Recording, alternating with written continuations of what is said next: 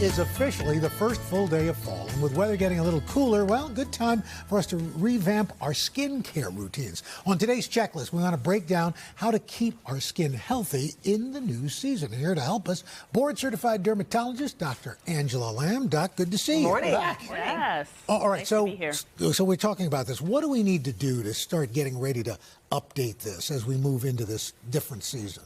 A lot of times people don't realize that even when the temperature drops to around 70, that really can create some havoc for your skin. Whatever you're doing for the summer, you're not going to be able to do for the fall and winter, just because that decreased humidity, the decreased temperature really can create some problems. Okay, so what are the best ways to revamp? So the biggest ways to revamp are to change your products. So that's one of the first ways. So as I mentioned, less humidity, less moisture. We need to bring in products that have more of that. So you want to swap out your products that are more like gel-based for a cream. You want to look for ingredients like shea butter, petrolatum, also known as Vaseline, also ceramides, things that are going to trap in the moisture. I didn't know. I never knew that. Okay. What are ceramides? Yeah.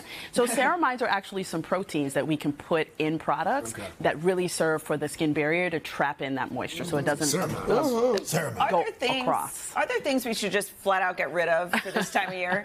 So you want to really avoid things that are harsh. So if you're using a toner, if you're using glycolic acid, lactic acid. So don't use it at all? So you want to go down to, let's say you use those every day. Do it maybe once a week.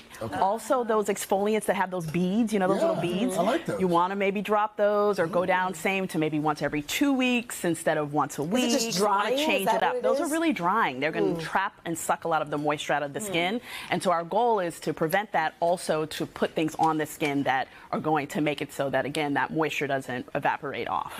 What if you have a skin condition, let's say eczema? Are there certain considerations that you should be making during the fall? This is when most of my patients start messaging me. So I tell them to stay ahead of it. I say, come in September, because that's when, if you have eczema, psoriasis, it may flare.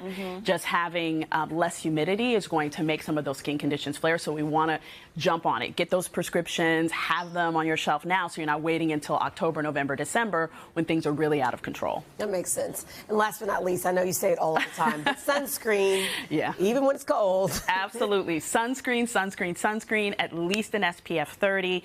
Often that's how people get trapped. They're out there, it's chilly, they say, oh, I just went to Apple Pick or something like that, and then they end up really getting a sunburn. So still wear your hat, still apply the sunscreen, still reapply it every 2 hours if you're outside. Too, let's say you have moisturizer that has sunscreen in it, but you have another, I don't know, a sunscreen in and of itself. Is there an order? Like, should you put the sunscreen on your face as opposed to on top of moisturizer?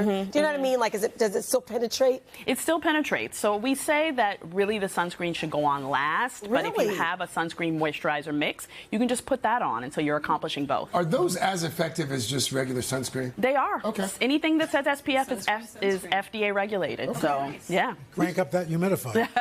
Absolutely. Thank you, Doc. Thank you.